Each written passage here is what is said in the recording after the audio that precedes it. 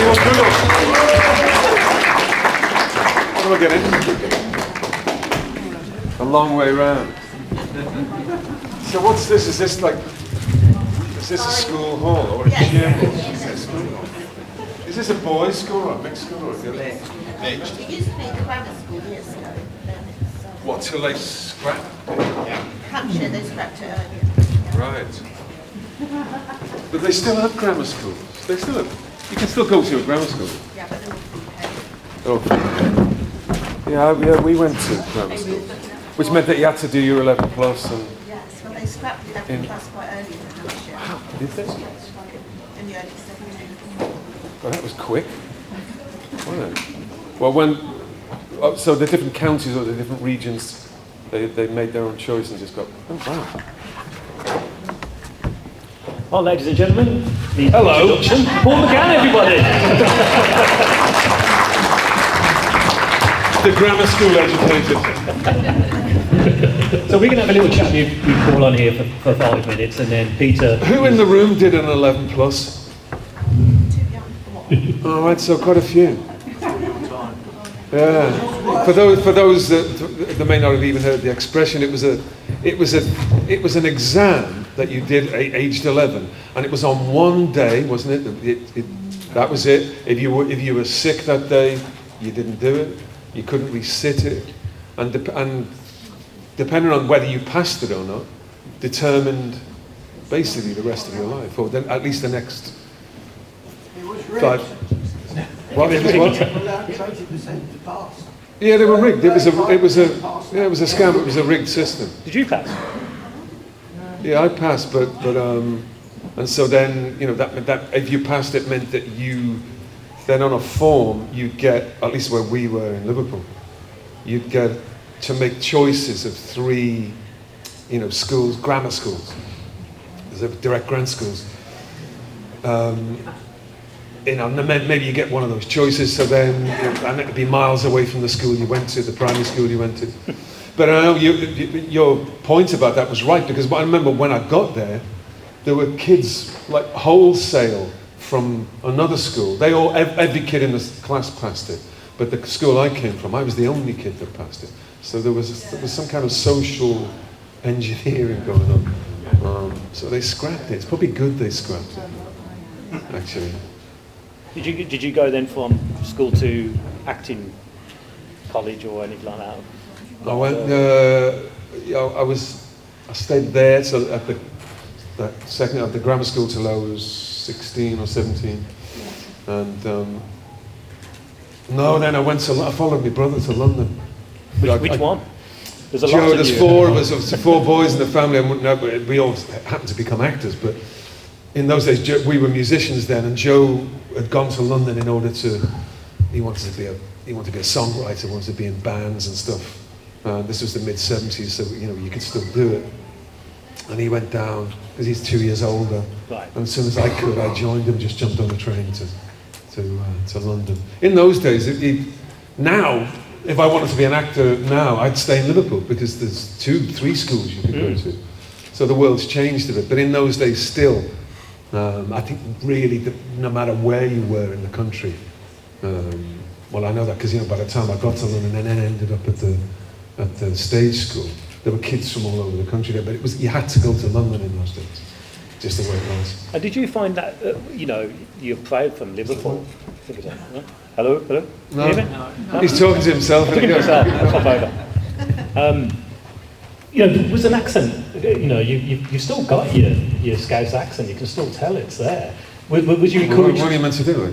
Well, there's a lot of people encouraged to get rid of their. I'm from Birmingham, so I quite like keeping my accent. Yeah. But back then, there was a lot of people who wanted to get rid of their accent. There's a lot more regionality in it. Right, I don't know who you mean. This is a rural boy speaking. There you go. I'm from the other side of the water, over in Birkenhead. So, yes, it was beaten out of me. Yeah, you're as Scouse as I am, really, aren't you? Woolly backs, you'd say, for Wirral, wouldn't you? Yeah, there's so much snobbery, isn't there? It probably happens the whole country over, particularly in big cities. Liverpool, they're terrible snobs, the Scousers, aren't they? I mean, you only have to come from like 5 yards outside of the notional city boundary, and you're what they call a woolly back. Isn't that a horrible expression? Why is it woolly back? What's that? I don't even go there. There's children. Oh, right, okay. But yeah, you're a wool lad. Yeah. But yeah, I think it's something to do with being within the sound of the two cathedrals in Liverpool, as to if you're a proper Scouser or not. But again, I don't make the rules. But you mentioned, the dialect and the accent. I think, if you go into, well, at least for what we were doing, if you want to be an actor, then it stands to reason you probably have to.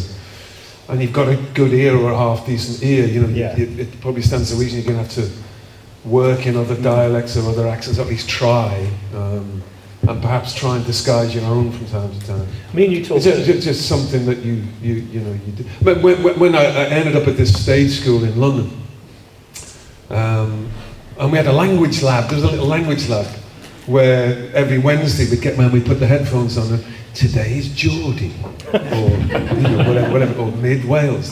So we do these classes. It was fun, And some actors, some people generally, are brilliant mimics. They've just got a real naturally. I'm not so good. I'm You're more the Sean Connery of the accent. Shut up. Other things, but and whereas there's probably people in your own. Just some people are just brilliant mimics. They can just. Actors are the same. Some actors can just do it. But yeah, from time to time they pay you to. I remember thinking then as well that, at least when I was a teenager, I don't want to be, or it might not be that wise to be that Scouse actor all the time, kind of thing. If you want to do other things, you want to work. I think that still stands today. You want to, I hear actors. I mean, look at Jessie Buckley, even just for one. She can basically do anything. It's just she can sound wherever she's meant to be from. She sounds like. Did you see her in that film which she's that Glaswegian singer? Oh no! Oh my God! I mean, she's spot on. Oh, completely. Yeah. Anyway, there you go. Well, we were talking earlier on, and I brought up a film that Paul was in back in 1997 called Downtime, and it's got. You watched it. I watched it. It's available on YouTube. Send some coppers this way. But it's got a really young Stephen Graham in, Stephen Graham in that. You've all got Geordie accents in that film, but I believe it was filmed in Liverpool. Have we got Geordie accents? Yeah. I'm sure you got a Geordie accent in it. Oh, it must have been that Wednesday. It must have been, exactly. It was very good. I really enjoyed it. Yeah, I remember meeting Stephen Graham. I think it might have been his first job. I think he was probably 15, 16. Funny enough, he doesn't seem to have changed much. He looks the same. But he looks exactly the same. He looked middle-aged then. His head's exactly the same, his body's got thin. Like a Wayne Rooney vibe going on. But he's kept his own hair, which is, let's not do that. Do you know what I mean by Guy Henry? You know Guy Henry is Guy. For years he was in Holby City. He played he ran the place. Anyway, if you don't know who I'm talking about, it's pointless telling you. Except when I got to this stage school in London as a kid, he was there. He was in the class that I was in, and he was the youngest person there. He was only 17, but he looked middle-aged. He was one of those people. Yeah. A bit like Stephen Graham. He was already middle-aged. And Matt Smith is a little bit. Matt's a little bit that sort of alien vibe. But I remember when we were at the school, the principal saying to Guy, look, you ain't going to work for years. And then when you reach your 40s, you ain't going to stop. And Guy didn't believe it, but every word he said came true. I didn't see him for 20 years. And then suddenly he was everywhere when we were Well, that's fair play to him for carrying on. I mean, that would really dishearten me, that would. You're not going to be any good until you get to your 40s. No. Oh, great. Yeah, test you out, yeah. That's a bit, it's good to be an actor, isn't it? Yeah. Can I ask you that you got cast as Sharp originally, and then you broke your leg playing football, is that correct? Not quite. So what happened to that then? It wasn't a leg break. Oh, all the rest of it was true, Yeah. Yeah. Do you know the series Sharp, the Peninsula War thing? we went out to shoot the original, the first series of it. What was that? 92 would have been in Ukraine. We went to Ukraine to shoot it, which was amazing because it had only been 18 months since the wall had fallen down and the Soviet Union had crashed.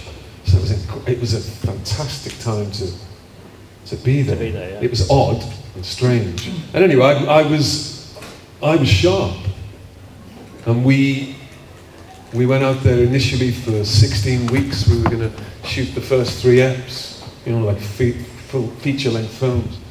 And on the Sunday before the Monday that we started, as a bonding exercise, we went to the beach to have a game of football, and that was when it happened. That's when it happened. Yeah. So and I took a cruciate ligament injury. It was the full Van Dyke, and it got misdiagnosed. Oh no. Yeah, they said, "Oh, you sprained it. It's fine." So you was carrying on, Yeah. thinking you was all right, and then suddenly it's actually this is a lot worse. Agony, and having to shoot. I had to be like Action Man. It was horrible. Anyway, so I was literally staggered on for about 6 weeks until they got rid of me. And then Sean Bean came. And Sean Bean, yeah. Yeah. So when you think about it though, if you carried on being sharp, if you hadn't have done that, there might have been a chance that you wouldn't have been cast as the 8th Doctor. This is showbiz we're talking about here. Yes, yeah.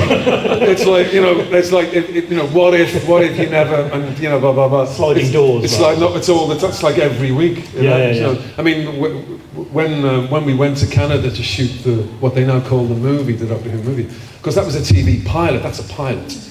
An American pilot. We don't make pilots here, but in America they make them all the time.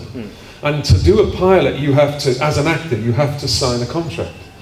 And I signed the standard pilot contract, which was for 6 years. You get this thing signed, and if you don't sign it, you don't make the pilot. You can't be in it because they want to know that you're going to be. If the thing goes to series, you belong to them for 6 years. So we did that. Why am I telling you this? Why? Because and then you make the pilot, knowing full well, if you do any research about pilots, that 99% of pilots don't go to series. It's only very few every year get picked up and go to series. But of course you can't work in that spirit, so all the time that you're there, it's like, yep, this is going to be great, mate, and we're going to all come back in October, and we're going to start the first episode, and we're going to be together for 6 years, sort of thing. And then the phone doesn't ring, and it's all over. So that's sliding doors. But while we were there, while we were in Canada making, and there, McCoy is there, we're shooting the thing. I remember because our kids were, I got 2 sons and they were, 5, 6 years, they were babies then. And in a break from the filming, they showed us some local schools that the children were going to attend. The kids were going to be Canadians. We were in Vancouver and it was just beautiful. And they showed me and my wife these houses in the bay because we were going to have one of these and stay there for the next 6 years. And all of that. And then, of course, it didn't happen. No. So... That must be quite daunting, thinking that I'm going to have to spend 6 years, and your family as well. It's not just you, it's your wife and your kids. Yeah, that felt like a big deal. But then, you're a professional, so you so, like I say, the kids were going to be Canadians. That we would have probably naturalised. Doctor Who itself would have been a North American thing from that point on. It was then owned by, and all that stuff we shot still is owned by Universal and Fox and the Spielberg company. So the Doctor really would have. It's not too fanciful to imagine, like if we'd have shot that first series even. If that thing had gone to series, what would have happened? Because I'd have got rich as well, but that would have been nice. It would have been great, but probably like visiting. Like I'd have got to work with like the cream of American actors, like the great people coming in, but also British actors coming over to play like visiting villain, like. Really good people like David Tennant. I'm just saying. you Could have had an X-Files crossover. Yeah, well, X-Files, yeah. Wouldn't that be good, an X-Files crossover with Doctor Who? Well, in Vancouver, we were staying in this hotel, this swanky hotel, while we were shooting, and they were there. The X-Files was there. They were shooting just down the road. Everybody was in Vancouver.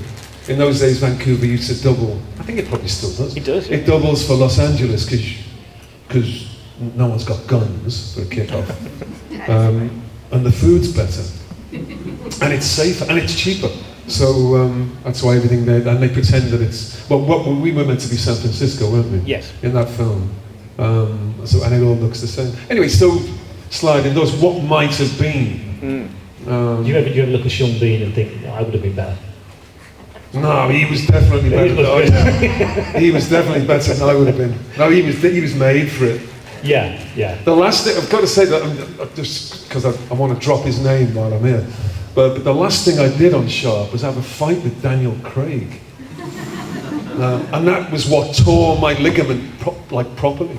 We had this fight, and that wasn't Daniel's fault, he wasn't to know. But we did this, I think it was his first job as well, he was like 20-year-old or something. Yeah. And he was on it, and so I had a scrap with Dan, and that was it. I was in agony, I couldn't.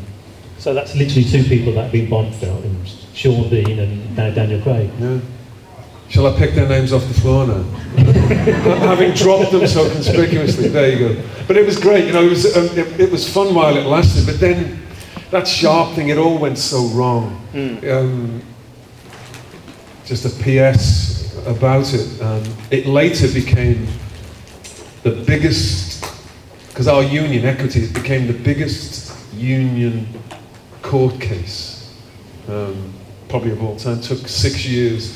In the end, there were 42 of us, and it was all contingent, because I had to sue them. They got rid of me and stopped paying me and all this kind of thing. Okay, but anyway, long story short, it took years to resolve itself. And all the time that we were sort of taking the thing to court, they were making the series with Sean, which was great. I thought he was brilliant. Did that kind of put a hesitation on doing something that would be another long TV series? Because you were very successful in Hornblower. I think still stands up. If you're an actor and you get into, particularly if you're a young actor and they offer you a series, that's great. Mostly and if you know that it's, or you can join a series that's up and running.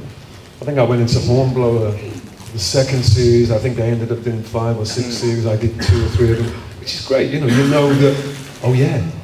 Next summer, because you're a pro. You got to. I'm probably. I don't know if you've ever met an actor or spoken to a professional actor, but I'm probably really typical of a working professional actor. I've been doing it 40 odd years, and in that time, and I've raised a family. My brothers are the same. We've kind of grown up with it. We've raised families. We've done okay. We're still here. But in that 40 odd years, the longest I've ever known ahead of what I'm going to be doing is probably about 10 weeks. That's it. And that was when you get a Hornblower or something from a series. Mostly the way that we live and the way that we work is always like, you never know. It might have just, for all we know, I might not get another job. You're never sure. And you get older doing it, and you never really get any more established, unless you become properly established. I'm not in that, not like even like the David Tennant thing, where they're like established stars, where they know 2 years ahead what they're doing.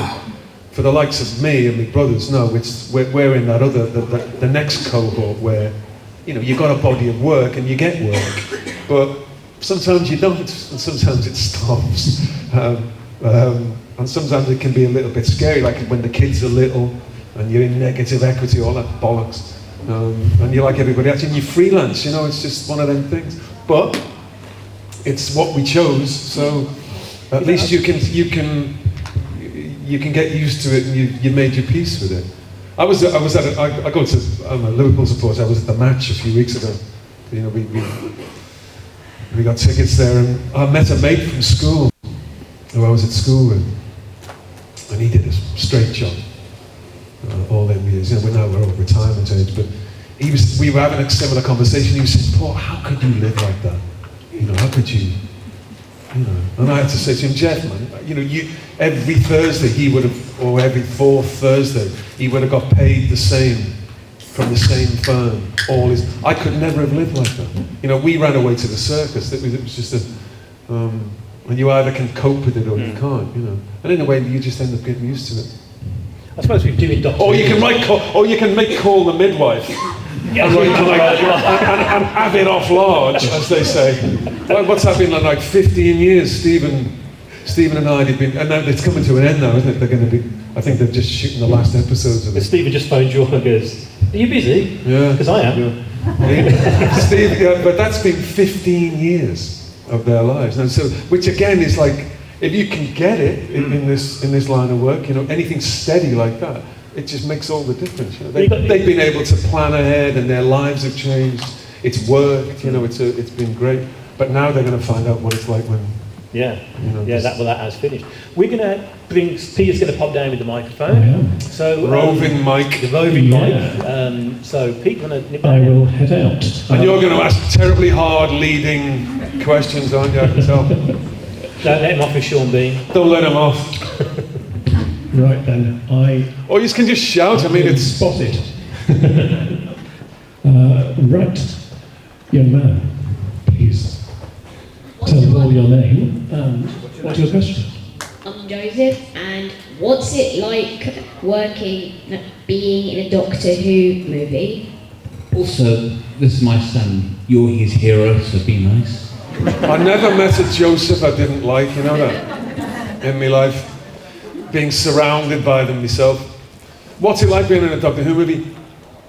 When I was in that one, I was nervous, I've got to tell you, because it's one of them things, and it's not like if you're an actor and you do like Shakespeare or stuff where loads of people have played that part before, you know, sure, you kind of, for a day or two, you're a bit nervous because brilliant people have done it before you have. But there was something more, even more with Doctor Who. When I looked at McCoy, who was with me, and I looked at the things that they'd already done. It made me nervous.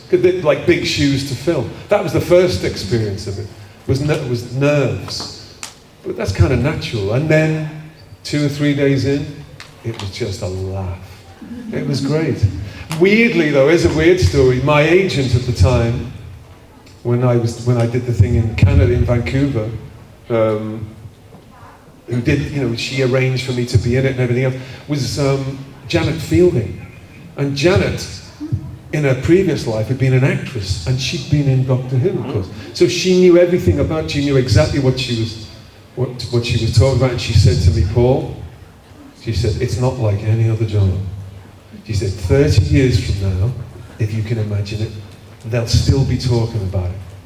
And I'm going, go away. And here we are, like nearly 40 years, and we're still talking about it. Every word she said came true. But it was, Joseph, all I can remember is being excited. Just excited and a little bit nervous. It's the best way to be. It's a really good spirit to work in, actually. If you're a little bit nervous, but you're also excited. You'll find out. Okay, another question for anybody? Yeah, that's it. Oh. Hi, I'm Matt. Hiya. Last year, I was watching a war film with my wife, and it was called Empire of the Sun. And at the end, I was like, wait, that's Paul McGann. And he had just been front-flipped by a young boy, Christian Bale, dunked in water, and punched in the face by Christian Bale. What was that like? Now I'm trying to remember. That was an amazing experience. Spielberg, you know, you did a Spielberg picture. What a thrill! The whole experience was fantastic, and that film took months to make. He takes ages over his films. Christian Bale was 12 years old. It was his first picture. Well, the memory I take away was I was on it from the beginning to the end, maybe 4 or 5 months, and I think I might have been in the finished film for 5 minutes. And even when we were shooting it, Spielberg would say to us, and it didn't matter who you were, you know, you might have been a famous actor. He said, look, I'm going to tell you while we're doing it, before we even start, he said, I shoot like 3 films at once. He has all kinds, because he can, he's got all the resources. He said, I shoot this, he has units going all over the place, shooting. He said, and then when we've shot it, he said, I go away for a year and I put it together.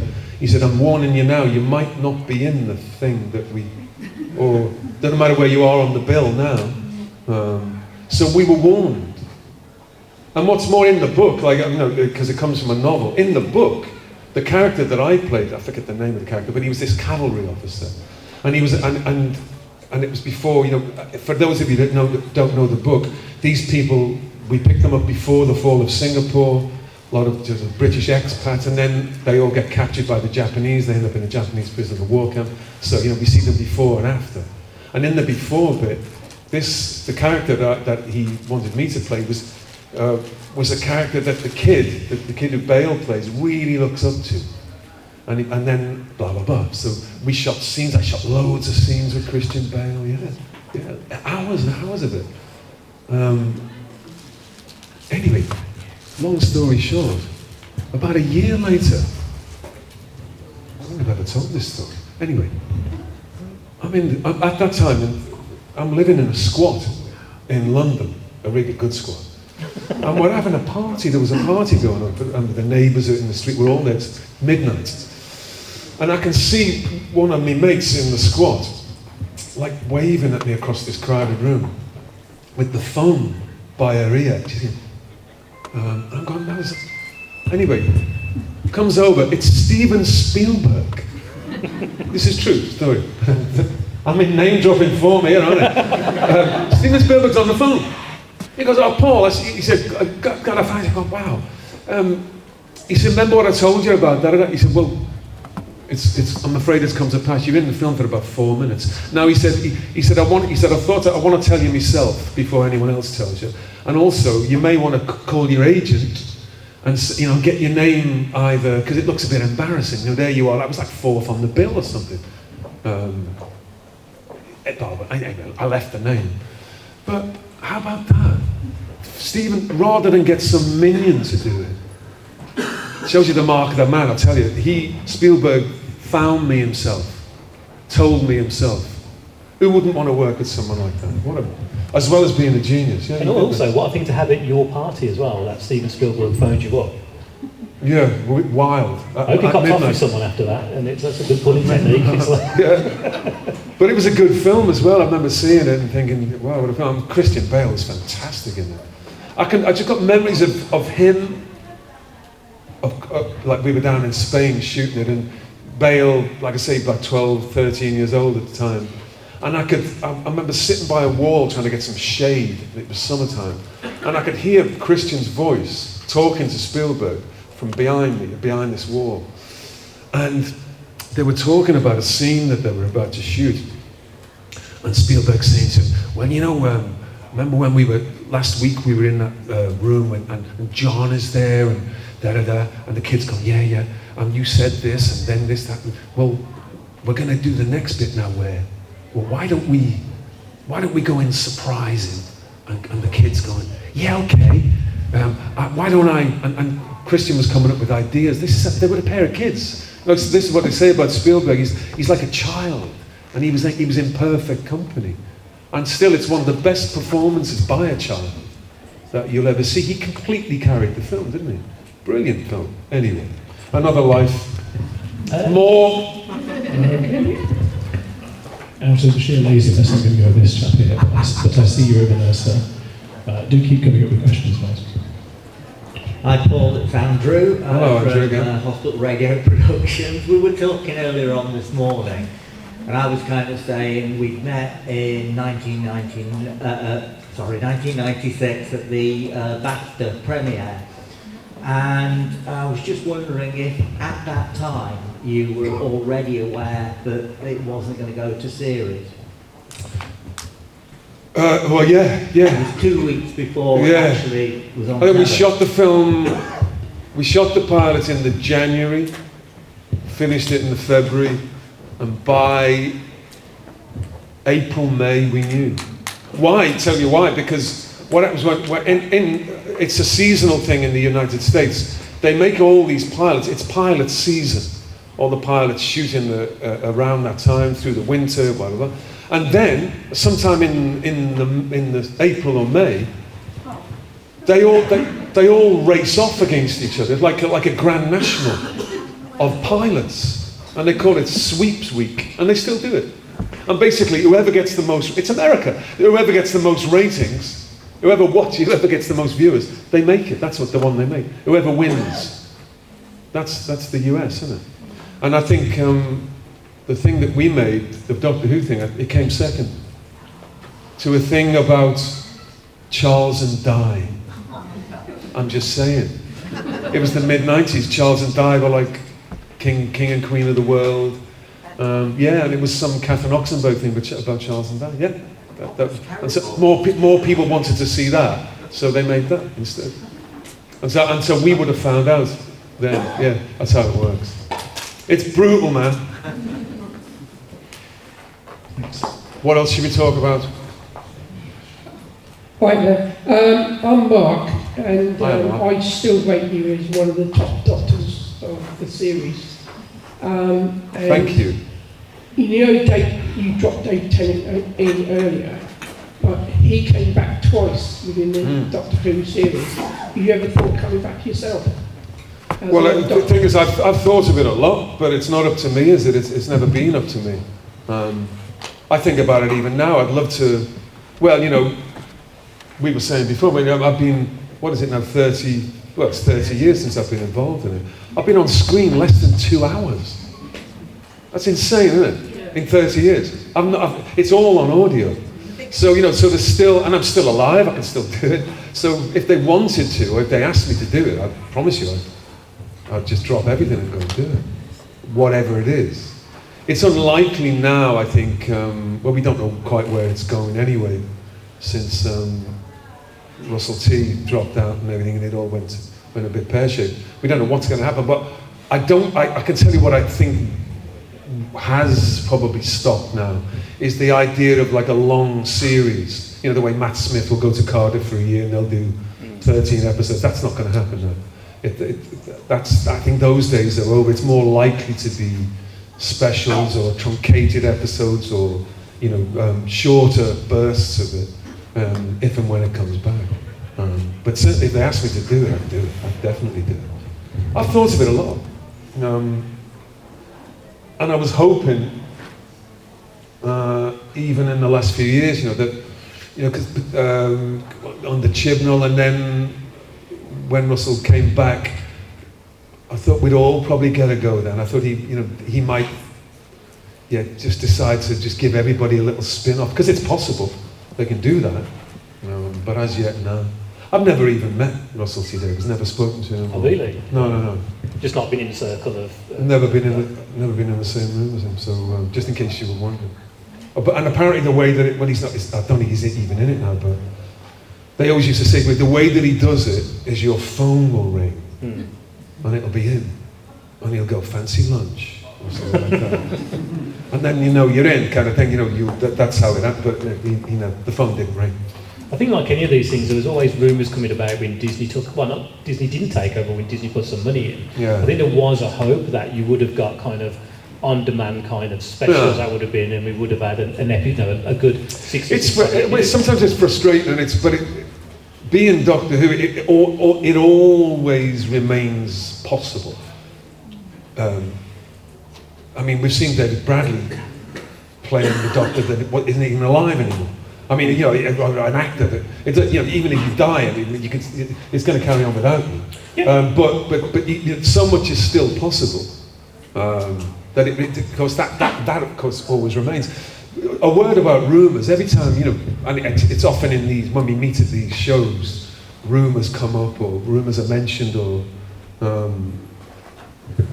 rumours are only ever rumours.